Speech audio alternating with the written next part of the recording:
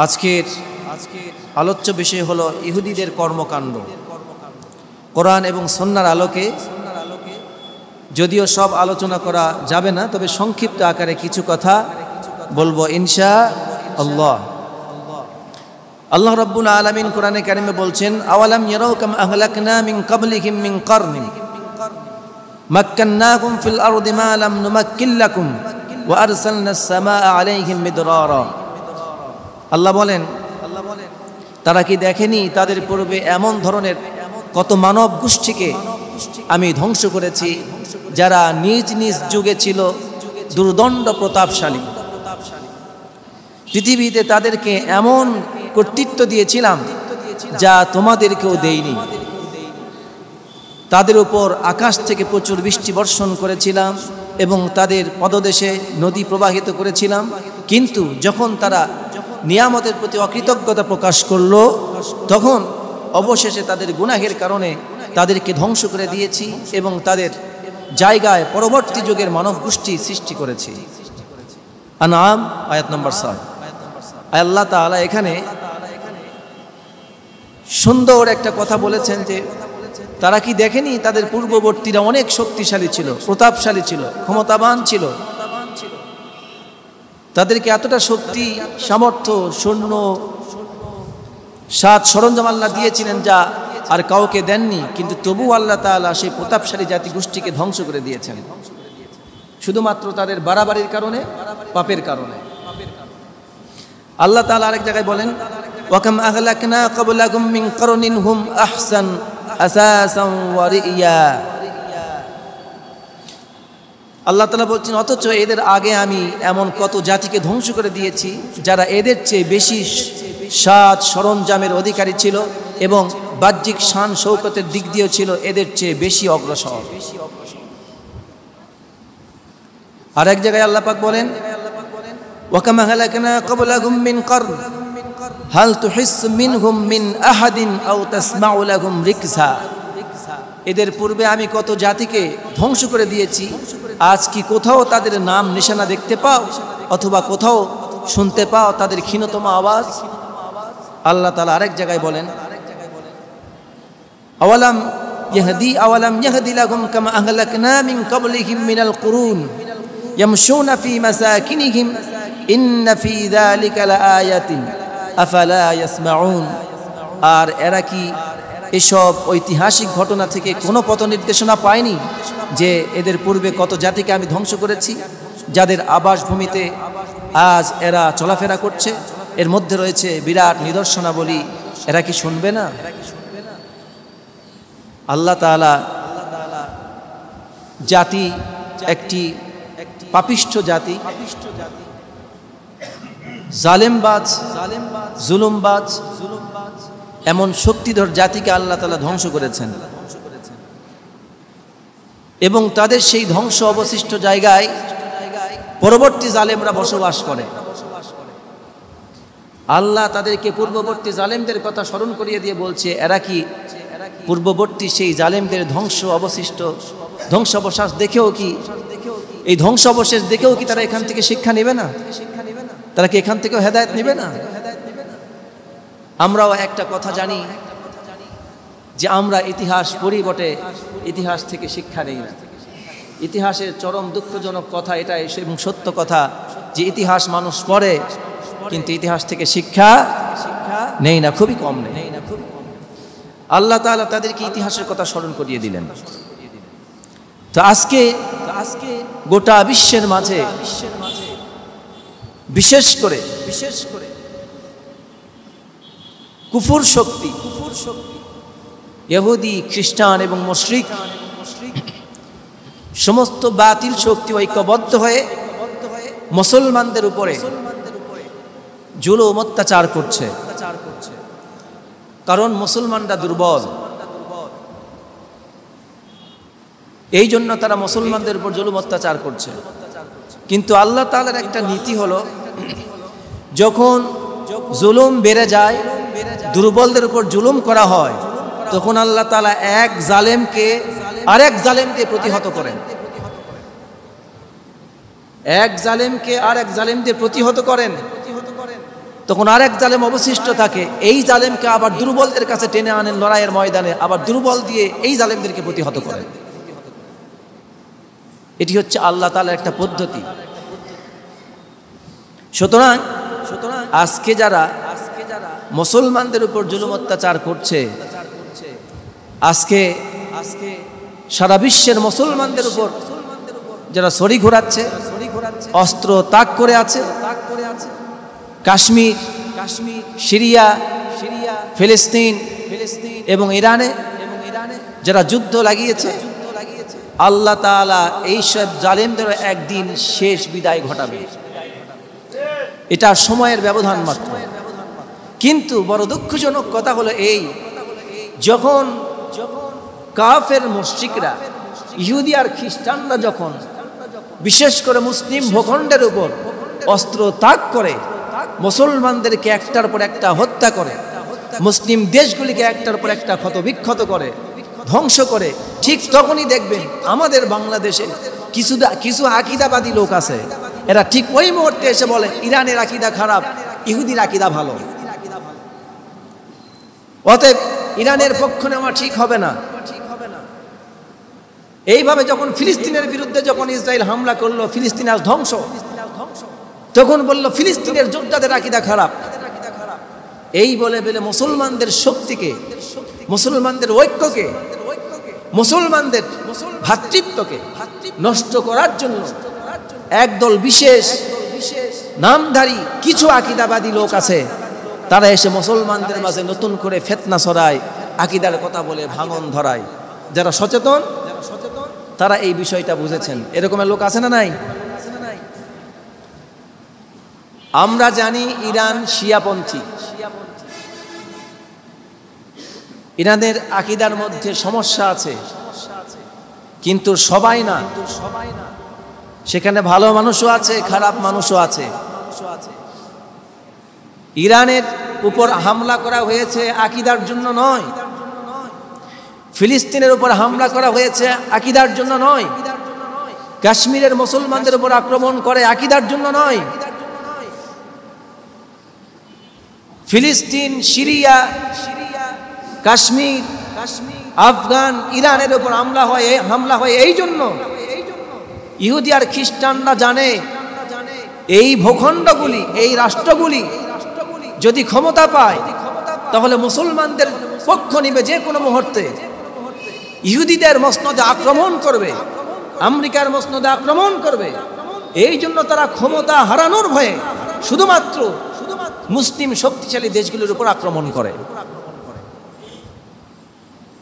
আমি বোধহয় আপনাদের বোঝাতে পারিনি।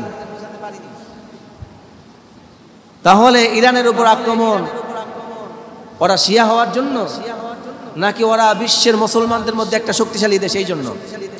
ওরা জানে ইরান যে কোনো মুহূর্তে মুসলিম দেশের পক্ষ নিবে, যুদ্ধ লাগলে যে কোনো মুহূর্তে ওরা যে কোনো মুসলিম রাষ্ট্রের পক্ষ নিবে। এই জন্য ইহুদি আর খ্রিস্টানরা সবসময় আতঙ্কে থাকে, ইরান যেন কখনো পারমাণবিক শক্তিশালী হতে না পারে। কিন্তু ফ্রান্স পারমাণবিক শক্তিধর হলে কোনো সমস্যা নাই, ইসরায়েল পারমাণবিক শক্তিধর হলে কোনো সমস্যা নাই, আমেরিকা পারমাণবিক শক্তিধর হলে তাতেও কোনো সমস্যা নাই। পারমাণবিক শক্তি অর্জন করলে যত সব সমস্যা শুধু মুসলমানদের জন্য। কারণ মুসলমানরা পারমাণবিক শক্তিধর হলে পরে এদের উপর যখন তখন যে কোনো সময় আক্রমণ করা যাবে না। ইহুদিদেরকে 14 বার ভাবতে হবে, আমেরিকাকে 14 বার ভাবতে হবে। কারণ ওরা জানে যে মুসলমানদের উপর আক্রমণ করলে মুসলমানদেরকে যদি কিছু হত্যা করা সম্ভব হয়, কিন্তু মুসলমানদের ইমানি চেতনাকে কোনোদিনই ধ্বংস করা সম্ভব নয়, মুসলমানদের জিহাদের চেতনাকে কোনোদিন ধ্বংস করা সম্ভব নয়, মুসলমানদের তাওহীদের চেতনাকে কোনোদিন ধ্বংস করা সম্ভব নয়। এই জন্য ওরা চায় যে মুসলমানরা যেন কোনোদিনই মাথা উঁচু করে দাঁড়াতে না পারে। সেই জন্য ইরানের উপর আক্রমণ। আর ঠিক সেই মুহূর্তে বাংলাদেশে কিছু ফতুয়াবাজ বের হয়েছে, এখন ইরান ভালো না ইসরায়েল ভালো তা নিয়ে ফতুয়া দিচ্ছে ফেসবুকের মধ্যে। এরা কোন ধরনের আলেম যারা বাস্তবতা বোঝে না? এরা কোন ধরনের আলেম যারা যুদ্ধ নীতি বোঝে না? এরা কোন ধরনের আলেম যারা রাসূলুল্লাহ সাল্লাল্লাহু আলাইহি ওয়াসাল্লামের সমর্থন নীতি বোঝে না? এরা তো আলেম নয়, এরা মানুষও হতে পারে না। আল্লাহর নবী মুহাম্মদুর রাসূলুল্লাহ সাল্লাল্লাহু আলাইহি ওয়াসাল্লাম তিনি যখন মক্কায় তাওহীদের দাওয়াত দিচ্ছিলেন, তখন সেই পারস্য যুদ্ধ লেগেছিল। আজকের সেই ইরানে রোম পারস্য যুদ্ধ হয়েছিল। সেই যুদ্ধে এরা কেউই মুমিন ছিল না, প্রত্যেকে ছিল মুশরিক। কিন্তু একদল ছিল আহলে কিতাবেরও অধিকারী। আহলে কিতাব কারা? যারা ঈসাকে, যারা তাওরাত পেয়েছে, ইনজিল পেয়েছে, কিন্তু এদের বিশ্বাস কি? ঈসা আল্লাহর পুত্র, মুসা আল্লাহর পুত্র, হয়তোবা উযাইর আলাইহিস সালাম আল্লাহর পুত্র, মারিয়াম আল্লাহর স্ত্রী, নাউজুবিল্লাহ। এইভাবে যারা আল্লাহকেও আল্লাহ মনে করে, ঈসাকেও আল্লাহ মনে করে, মারিয়াম আলাইহিস সালামকেও আল্লাহ মনে করে, উযাইর আলাইহিস সালামকে আল্লাহ মনে করে, মুসা আলাইহিস সালামকেও আল্লাহ মনে করে, এরকম যারা মনে করে, এখন বলুন তারা কি মুমিন না মুশরিক? মুশরিক। কিন্তু আল্লাহর রাসূল তাও এদের পক্ষ নিলেন, কারণ এরা আল্লাহর কিতাব প্রাপ্ত, এরা আল্লাহর কিছুটা হলেও কিতাবের অনুসরণ করে, এরা নবী প্রাপ্ত। তারা কেউ মুমিন ছিল না, দুই দলই মুশরিক ছিল। তবুও যারা ইসলামের নিকটবর্তী তাদের পক্ষ নিয়েছিলেন আল্লাহর রাসূল সাল্লাল্লাহু আলাইহি ওয়াসাল্লাম। আলিফ লাম মিম গুলিবাতির রুম, সূরা রুম পড়ে দেখুন আল্লাহর রাসূল সাল্লাল্লাহু আলাইহি ওয়াসাল্লামের স্পষ্ট বর্ণনা এখানে দিয়েছেন। আজকে যে ইসরাইল ইরানের উপর আক্রমণ করেছে, ধর্মের দিক থেকে কারা ইসলামের নিকটবর্তী? ইরান। ধর্মের দিক থেকে ইসলামের নিকটবর্তী কারা? ইরান। তবে তারা পথভ্রষ্ট, গোমরা, কিন্তু ইসলামের নিকটবর্তী, এবং তারা মুসলমানদের সহায়ক, ইসলামী বিশ্বের জন্য সহায়ক। আজকে মুসলিম বিশ্বের প্রত্যেকটি নেতার উচিত ইরানের জন্য সাহায্যের জন্য দোয়া করা, ইরানের বিজয়ের জন্য দোয়া করা, প্রয়োজনে যে কোনো সহযোগিতা করা। এই সহযোগিতা করা, যুদ্ধে সাহায্য করা, ইরানের জন্য দোয়া করা মানে এই না যে আপনি ইরানের বিশ্বাস গ্রহণ করবেন, শিয়াদের মতবাদ গ্রহণ করবেন, বরং যুদ্ধে বিজয় হওয়া মানে মুসলিম বিশ্বের একটা বিজয়ের দ্বারপ্রান্ত উন্মোচন হওয়া। মুসলিম বিশ্বের একটি বিজয়ের দ্বার উন্মোচিত হবে যদি ইরান বিজয় হয়। মুসলিম বিশ্ব নিরাপদে থাকবে যদি ইরান বিজয় হয়। আজকে যখন সিরিয়া বিজয় হলো, বাংলাদেশে কিছু আকীদাপন্থীদের ব্যাপক লাপালাপি, মনে করলো সহি আকীদার দল বিজয় হয়ে গেছে, কিন্তু আপনি সেখানে দেখেন তারা সবগুলাই আমেরিকাপন্থী। সেই বিজয় ইরান, সেই বিজয় সিরিয়া, আজকে দেখুন ইসরায়েলের পক্ষ নিয়েছে। যেই সিরিয়া কয়েকদিন আগে বিজয় হলো, আমরা মনে করলাম তারা সুন্নি, তারা সহি আকীদার, কিন্তু আজকে তারা সিরিয়ার পক্ষ নিয়ে বসে আছে। এরা সবগুলা ছিল আমেরিকার মদতপুষ্ট। প্রিয় ভাইয়েরা আমার, কথা যদি বলি তাদের একটার পর একটা এরকমের কথা বললে অনেক সময় চলে যাবে, কিন্তু এতটুকুন কথা আপনাদেরকে বোঝাতে চাই। আজকের ইরানের উপর আক্রমণ মানে এটা আকীদার জন্য আক্রমণ নয়। এই আক্রমণ বিশেষ করে মুসলমানদের ক্ষমতায়নকে প্রতিহত করা এবং মুসলিম বিশ্বকে দমিয়ে রাখার জন্য এই আক্রমণ। কথা বোঝাতে পেরেছি? মুসলিম বিশ্বকে দমিয়ে রাখার জন্য এবং বিশেষ করে মুসলমানরা যেন ক্ষমতায়ন, যেন তারা ক্ষমতা অর্জন করতে না পারে, এই জন্য আজকে তারা এই আক্রমণ করেছে। তারা যদি ইরানকে পরাজিত করতে পারে তাহলে পাকিস্তান আক্রমণ করবে, কারণ পাকিস্তান হলো আমাদের নিকটবর্তী একমাত্র পারমাণবিক শক্তিধর দেশ। আর পাকিস্তান আক্রমণ করলে বাংলাদেশে যারা আজকে গলা বাজাচ্ছি তাদের একজনও গলা আর মুখ থেকে উঁচু হবে না, এই গলা সব কণ্ঠের নিচে নেমে থাকবে। সুতরাং যারা এই সব কথা বিভ্রান্ত ছড়াচ্ছে, আমি বিশেষভাবে আজকে আলোচনার মাঝে অনুরোধ করব, এই ফিতনা ছড়ানো বন্ধ করুন, ফতোয়া দেওয়া বন্ধ করুন, সহিহ আকীদার নামে এই তো ফিতনাবাজি বন্ধ করুন। প্রয়োজনে আপনারা মাজলুমের পক্ষ নিন, জালেমের বিরুদ্ধাচারণ করুন, এটাই হলো সঠিক পন্থা। যখন কোনো ব্যক্তি বিপদে পড়ে তখন একজন মুমিন মুসলমানের দায়িত্ব হলো মাজলুমের পক্ষে থাকা, জালেমের বিরুদ্ধে অবস্থান করা। আজকে ইরানের পক্ষ নেওয়া মানে ইরান হলো মাজলুম আর ইসরায়েল হলো জালেম, ঠিক কিনা বলুন? ইরানের উপর ইসরায়েল যে আক্রমণ করেছে বলে করেছে, রাতের আধারে অঘোষিতভাবে 200 বিমান নিয়ে আক্রমণ করেছে, কোনো ঘোষণা ছাড়াই। আজকে ইরান যখন আক্রমণ করছে একটার পর একটা, আজ ইসরায়েলের মাটির পায়ের নিচে মাটি সরে গেছে। আজ তারা ঘর বাড়ি ছাড়া বাংকারে গিয়ে আশ্রয় নিয়েছে, এমনকি বোমা প্রতিরোধ ক্ষমতা সম্পন্ন ঘর নির্মাণ করেছে। বোমা প্রতিরোধ করবে এমন ঘরে আশ্রয় নিয়েছে। ইরানের মিসাইল সেখানেও আক্রমণ করে তাদেরকে ধ্বংস করে দিয়েছে। আলহামদুলিল্লাহ পড়েন। আল্লাহর মার দুনিয়ার বার। আল্লাহ যখন মারেন তখন ছাড়েন না। রাখে আল্লাহ, মারে কে? আর মারে আল্লাহ, রাখে কে? বেশিবার বেরো না, বাতাসে ভেঙে যাবে। বেশি ছোট হয়ে যেও না, মানুষ পাড়া দিয়ে খুঁজে যাবে। মধ্যম পন্থায় থাকো, ঠিক কিনা বলুন? এই ইসরায়েল আজকে ইরানের বিরুদ্ধে মামলা দেওয়ার হুঁশিয়ারি দিচ্ছে। এই ইসরায়েল আজকে ইরানের খোমেনির বিরুদ্ধে হাত উত্তোলন করছে, বলছে ইরানের সর্বোচ্চ ক্ষমতাধর খোমেনির বেঁচে থাকার অধিকার নাই, তাকে বিশ্ব আন্তর্জাতিকভাবে তাকে মামলা দেওয়া হবে, তাকে হত্যা করা হবে। এমনকি ট্রাম্প পর্যন্ত হত্যার হুমকি দিয়েছে। এরা হলো, আমি আপনাদেরকে বলি, এই আমেরিকা, ইসরায়েল, ফ্রান্স, গোটা পশ্চিমা বিশ্ব এক মুহূর্তের জন্য মুসলমানদের পক্ষে কাজ করবে না। যেখানে মুসলিম নিধন দেখবেন, আমেরিকা তার পিছে আছে, ইসরায়েল তার পিছে আছে, ফ্রান্স তার পেছনে আছে, ব্রিটেন তার পিছনে আছে। এরা সবাই মিলে ঐক্যবদ্ধ মুসলমানদেরকে নিধন করার জন্য। ফিলিস্তিনে মুসলমান বলল, নেতানিয়াহুকে হত্যা করার জন্য হুমকি দেয় নাই ট্রাম্প। কাশ্মীরে মুসলমান মরতেছে, সেখানে মোদিকে হত্যা করার জন্য হুমকি দেওয়া হয় না। মায়ানমারে মুসলমানদেরকে মারলো, সেখানে অং সান সুচিকে হুমকি দেওয়া হয়নি মৃত্যুর জন্য। কিন্তু আজকে ইরানের উপর মুসলমানদের উপর হামলা করেছে ইসরায়েল, ওরাই মারলো মুসলমান, আর ইরানের খোমেনির উপর মৃত্যুর হুমকি দিচ্ছে। এর চাইতে বড় দিরাচারী, এর চাইতে বড় দ্বিত্বনীতি আর কি হতে পারে? এরা হচ্ছে কি বলবো আপনাদেরকে, এদেরকে বলার ভাষা নেই। বিশ্বের সবচেয়ে নিকৃষ্ট জাতি হলো এরা। বিশ্বের মধ্যে নিকৃষ্ট যদি দেশ থাকে মুসলমানদের বিরোধী, বিশেষ করে যুক্তরাষ্ট্র, 2 নম্বরে ইসরায়েল, আর 3 নম্বরে যদি আমাদের এশিয়া মহাদেশের মধ্যে মুসলমানদের একটা শত্রু কোনো কান্ট্রি থাকে, সেটা হলো ভারত। বিশেষ করে ভারতের সবাই না, সেটা হলো নরেন্দ্র মোদী। সেটাকে মোদী।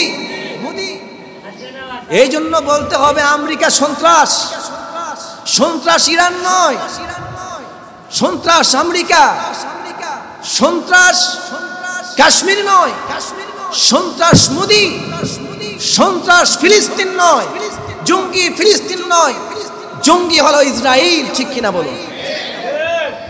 সন্ত্রাস আমেরিকা, সন্ত্রাস মোদী, আর সন্ত্রাস হলো ইসরায়েল এবং নেতানিয়াহু। এদেরকে যদি পৃথিবীতে দমন করা যায়, গোটা বিশ্বের মুসলমানরা তথা গোটা বিশ্বের ধর্মমতের লোকেরা, বিভিন্ন ধর্মের লোকেরা সুখে শান্তিতে বাস করবে। যত যুদ্ধের পেছনে ইন্ধন যোগায় এরা। আল্লাহ রাব্বুল আলামিন এদের চক্রান্তর ষড়যন্ত্র থেকে আমাদেরকে রক্ষা করুন, বলুন আমিন। প্রিয় ভাইয়েরা আমার, সুতরাং আজকে যে ইহুদি ষড়যন্ত্র চলছে, আজকে ইরানের বিরুদ্ধে মামলা করার জন্য ষড়যন্ত্র করছে। এখন ছোট্ট একটা কথা আপনাদেরকে বলি, এই ইসরায়েল যখন, প্রত্যেকটি যুদ্ধের নীতি আছে, বেসামরিক লোককে হত্যা করা যাবে না। 2 নম্বর হলো কোনো চিকিৎসাগাহে অর্থাৎ হসপিটাল, মেডিকেলে, ক্লিনিকে বোমা হামলা বা যুদ্ধ চালানো যাবে না, নিরস্ত্র লোকদেরকে মারা যাবে না। কিন্তু এই ইসরায়েল হামাসকে তো মারতেই পারে নাই। সেই যুদ্ধ শুরু হয়েছে কয় বছর হলো? ফিলিস্তিনের যুদ্ধ, হ্যাঁ 2 বছর। এই 2 বছরে হামাসের এখনো 25% লোকদেরকেও সে ক্ষতবিক্ষত করতে পারেনি। কিন্তু ফিলিস্তিনের হাজারো লক্ষ লক্ষ মানুষকে সে পঙ্গু করে দিয়েছে, হত্যা করেছে প্রায় লক্ষ মানুষকে, ঠিক কিনা বলুন? বেসামরিক মানুষকে হসপিটালগুলি গুড়িয়ে দিয়েছে, সন্তানের লাশ বোমার সাথে উড়ে গিয়েছে, মানুষের লাশ বোমার সাথে উড়ে গিয়েছে। এখন ইসরায়েলে একটা হসপিটাল ধ্বংস হয়েছে, তাতেই নাকি খোমেনি অপরাধী হয়ে গেছে, সন্ত্রাসী হয়ে গেছে। বেটা সন্ত্রাস জঙ্গি, তুমি যখন ফিলিস্তিনে আক্রমণ করে মা বোনদেরকে হত্যা করেছো, বাচ্চাদেরকে ক্ষত বিক্ষত করে তাদের দেহকে ছিন্ন বিচ্ছিন্ন করে দিয়েছো বোমার আঘাতে, আজও তারা খাদ্যের জন্য হাহাকার করছে। যেখানে লাশ, মানুষের লাশ বোমার আঘাতে উড়ে গিয়েছে, হসপিটালগুলি ভেঙে তছনছ করে দিয়েছো, হসপিটালের মধ্যে মানুষকে হত্যা করেছো। আজকে ইরানের একটা মিসাইল যখন তোমার হসপিটালে পড়েছে, আজ ইরানকে তুমি সন্ত্রাসী বলো? তুমি তো সবচেয়ে বড় সন্ত্রাসী, তুমি তো বিশ্বের মধ্যে সবচেয়ে বড় নাটের গুরু, মানুষের মধ্যে বিপর্যয় সৃষ্টিকারী। জনগণ ঠিক কিনা? উদর পিণ্ড বোদর ঘাড়ে, কথা আছে না? উদর পিণ্ড বোদর ঘাড়ে। অপরাধ করবো আমি, কিন্তু বলা যাবে না। আমি অপরাধ করবো, তুমি বলতে পারবে না, কিন্তু আমি তোমাকে ঠিকই মারবো। ইহুদিদের পক্ষে যারা সাপাই গাইবে, ইহুদিদের পক্ষে যারা দালালি করবে, খ্রিস্টানদের পক্ষে যারা দালালি করবে, তাদের কাছে মাথা নত করে নমো নমো বলবে, তাদের সাথে মুসলমানদের এক বিন্দু পরিমাণ সম্পর্ক থাকতে পারে। আল্লাহ তাআলা আমাদেরকে বোঝার তৌফিক দান করুন। প্রিয় ভাইয়েরা, ভূমিকায় আপনাদেরকে সংক্ষিপ্ত কিছু কথা বললাম। আজকে ইরানের প্রতি এরা আরো ক্ষিপ্ত কেন জানেন? একটা খুশির সংবাদ আপনাদেরকে শোনাই। সেটি হচ্ছে এই, তুরস্ক, সৌদি, ইরান এবং পাকিস্তান তারা দীর্ঘ প্রায় শতাব্দী যাবৎ দেখলো যে আমেরিকা জাতিসংঘ তৈরি করে মুসলমানদের কোনো নিরাপত্তা দিতে পেরেছে? ইরাকে মরল মুসলমান, আফগানে মরল মুসলমান, সিরিয়ায় মরল মুসলমান, কাশ্মীরে মরল মুসলমান, মায়ানমারে মরল মুসলমান, লিবিয়ায় মরল মুসলমান, চেচনিয়া বসনিয়ায় মুসলমান, হার্জেগোভিনায় মুসলমান। সব জায়গায় কারা? সর্বশেষ ফিলিস্তিনেও, এখন ইরানেও। এই জন্য তুরস্ক, সৌদি, ইরান এবং পাকিস্তান এই চারটা রাষ্ট্র একজোট হয়ে ঘোষণা দিয়েছে, আমরা জাতিসংঘের নেটওয়ার্কে আর বিশ্বাস করি না, এদেরকে আর বিশ্বাস করি না। আমরা সবাই ঐক্যবদ্ধ হয়, ইসলামী আর্মি ফোর্স গঠন করে যে কোনো মুহূর্তে যদি কোনো কাফের, মুশরিক, ব্রিটিশদের আক্রমণ মুসলমান কোনো দেশের উপরে আসে, আমরা আমাদের মুসলিম বাহিনী দিয়ে তা প্রতিহত করব। এই জন্য আমরা ঐক্য জোট গঠন করতে চাই। এইটা শুনে এখন তাদের মাথা খারাপ। যদি এখন ইরান, সৌদি, তুরস্ক আর পাকিস্তান মিলে যদি ইসলামী আর্মি বাহিনী গঠন করে, তাহলে তো যুদ্ধে জেতার কোনো সম্ভাবনা। ওদেরকে তো একটা মরলে ওরা 10 জন পালাবে, আর মুসলমানরা একটা মরলে 10 জন আরো আগাবে সামনে। একজন শহীদ ভাইয়ের প্রতিশোধ নেওয়ার জন্য, ইসলামের জন্য নিজের জানকে কুরবান করার জন্য, নিজের জাতি এবং নিজের মানুষকে রক্ষা করবার জন্য এরা জান দিলে এরা শহীদ হয়, বাঁচতে গাজী হয়। এরা জানে শহীদ হলে জান্নাত, বাঁচতে গাজী। এদের কোনো সম্মানের ক্ষতি নাই। আর ওরা হলো কাপুরুষ, ওরা হলো ইঁদুরের জাতি। একটা মরলে 100টা পালায়, বাকি জাতিকে রক্ষা করার জন্য খুঁজে পাওয়া যায় না। ঠিক কিনা বলুন? কারণ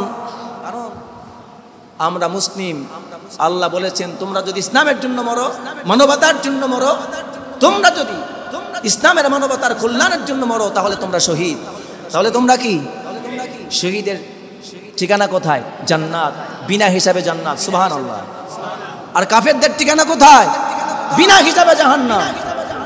একজন শহীদের মৃত্যুতে বিনা হিসাবে জান্নাতি, আর একজন কাফের লড়াই করে মরবে, তবুও সে বিনা হিসাবে জাহান্নামী। পার্থক্য অনেক, আলাদা জায়গা। বিধায় আল্লাহ তাআলা বলছেন, হে মুমিনেরা, তোমরা যুদ্ধের জন্য প্রস্তুতি গ্রহণ করো। তোমরা যদি যুদ্ধের প্রস্তুতি নাও, তাহলে আমি রব্বুল আলামিন তোমাদের 10 জনের উপরে, আমি তোমাদের 1 জনের উপরে 10 জনকে বিজয়ী দিব। আর তোমরা যদি 10 জন হও, আমি আল্লাহ রব্বুল আলামিন তোমাদের 10 জন মুমিনের উপর 100 জন কাফেরের উপর তোমাদের 10 জনের বিজয় দান করব। আর তোমরা যদি 100 জন বিজয়ী মুমিন হতে পারো, যুদ্ধের জন্য প্রস্তুতি নিতে পারো, আমি রব্বুল আলামিন ঘোষণা করলাম 1000 লোকের উপর তোমাদের বিজয় দান করব। সুতরাং মুমিনদের কোনো পিছনে তাকাবার ভয় নেই, পিছনে তাকাবার কোনো কারণ নেই। মুমিনরা সামনে এগোবে দুর্বার গতিতে। বলুন ইনশাআল্লাহ। এই জন্য আমি আপনাদেরকে আহ্বান করব, বিশেষ করে মুসলিম উম্মাহ আমরা যেন ঐক্যবদ্ধ হতে পারি। এই হামলার সাথে যুক্তরাষ্ট্র জড়িত, সেই জন্য আমাদের প্রত্যেকটি কথার পেছনে কখনোই যেন আমরা যুক্তরাষ্ট্রের সাপাই না গাই, ইসরায়েলের সাপাই না গাই। প্রত্যেকটি কথাই যেন আমাদের আমেরিকা এবং ইসরায়েলের বিরুদ্ধে অবস্থান নিতে পারি। আল্লাহ তো আমাদের শক্তি এবং সাহস হিম্মতকে বাড়িয়ে দেন। এখন আমি আপনাদেরকে কোরআন এবং হাদিস থেকে ইহুদি জাতির কিছু কর্মকাণ্ড আপনাদের সামনে তুলে ধরতে চাই। আল্লাহ রাব্বুল আলামিন কোরআনে কারিমে বলছেন, তাদের কর্মকাণ্ডগুলি কেমন দেখুন। ওরা কোনোদিন আপনাদের বন্ধু নয়, মুসলমানদের বন্ধু নয়, মুমিনের বন্ধু নয়। ওরা সবসময় মুসলমানদের শত্রু, মুমিনের শত্রু, আল্লাহর শত্রু, নবীদের শত্রু। বিশ্বজাহানের সবার শত্রু হলো ইহুদিরা। কার শত্রু? সবার শত্রু ইহুদিরা। আল্লাহ রাব্বুল আলামিন কোরআনে কারিমে তাই বলছেন, ইন্নাল্লাযীনা ইয়াকফুরুনা বিআয়াতিল্লাহি ওয়া ইয়াকতুলুনান নাবিয়্যিনা বিগাইরি হক ওয়া ইয়াকতুলুনাল্লাযীনা ইয়া'মুরুনা বিল কিসতি মিনান নাস ফাবাশশিরহুম বিআযাবিন আলীম। আল্লাহ রাব্বুল আলামিন বলেন, যারা আল্লাহর বিধান এবং হেদায়েত মানতে অস্বীকার করে, ইয়াকফুরুনা বিআয়াতিল্লাহ, যারা আল্লাহর আয়াতকে অস্বীকার করে, আল্লাহর বিধানকে অস্বীকার করে, তারা হচ্ছে সেই সব ইহুদি এবং খ্রিস্টান, তারা হচ্ছে ওই সব বনি ইসরাইল ইহুদি, তারা যারা ইয়াকতুলুনান নাবিয়্যিনা বিগাইরি হক, যারা অন্যায়ভাবে নবীদেরকে হত্যা করেছে। ইহুদি খ্রিস্টান হলো তারা যারা অন্যায়ভাবে নবীদেরকে হত্যা করেছে। আপনি যত নবী পৃথিবীতে হত্যা করা হয়েছে তার শতভাগের মধ্যে 90 ভাগ নবীকে হত্যা করা হয়েছে ইহুদি আর খ্রিস্টানদের ষড়যন্ত্রের মাধ্যমে।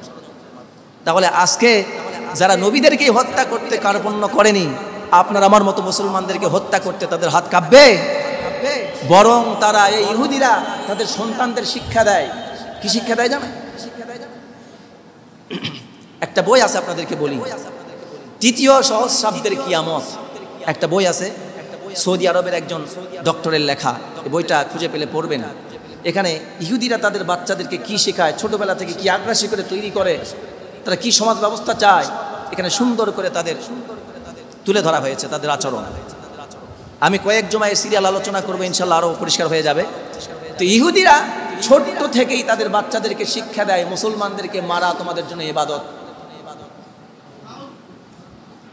মুসলমানদেরকে মারা তোমাদের জন্য ইবাদত। এই গোটা বিশ্বের ভূমি আমাদের ইহুদিদের। তোমরা যতটুকু যুদ্ধ করে জয় করতে পারবে কেবলমাত্র আল্লাহ তোমাদের জন্য নির্ধারিত রেখেছেন। বাকি সব মানুষ, সেটা মুসলিম হোক, চাই খ্রিস্টান হোক, চাই বৌদ্ধ হোক, চাই হিন্দু হোক, বাকি সব ধর্মের জন্য এই জীবনে বসবাস করা হারাম। কেবলমাত্র তারাই বসবাস করতে পারবে যারা ইহুদির নীতি মেনে নিতে পারবে। নাউজুবিল্লাহ বললেন না তো? কথা কি বুঝাতে পেরেছি? তার মানে গোটা বিশ্বের জমিন সমস্ত ধর্মের জন্য হারাম, কেবলমাত্র ইহুদি ছাড়া। তাহলে মুসলমানরাও এই জমিনে বাস করতে পারবে না, হিন্দুরাও পারবে না, খ্রিস্টানরাও পারবে না, বৌদ্ধরাও পারবে না। কেবলমাত্র ইহুদিরাই আল্লাহর জমিনে বসবাস করবে। বাকি সব হত্যার যোগ্য, যতক্ষণ না তারা ইহুদির আইন কানুন মেনে না নেবে, ইহুদির কালচার মেনে না নেবে। নাউজুবিল্লাহি মিন যালিক। এটি হচ্ছে তাদের কথা। আর এইভাবে তারা ছোট্ট থেকে তাদের বাচ্চাদেরকে তৈরি করে তোলে। এই জন্য আল্লাহ তাআলা বলেছেন, ইহুদিরা হলো মানুষ হত্যাকারী। শুধু মানুষ হত্যাকারী না, এরা হলো সবচেয়ে বড় অপরাধী, হলো এরা নবীদেরকে হত্যা করে। কাদেরকে হত্যা করে?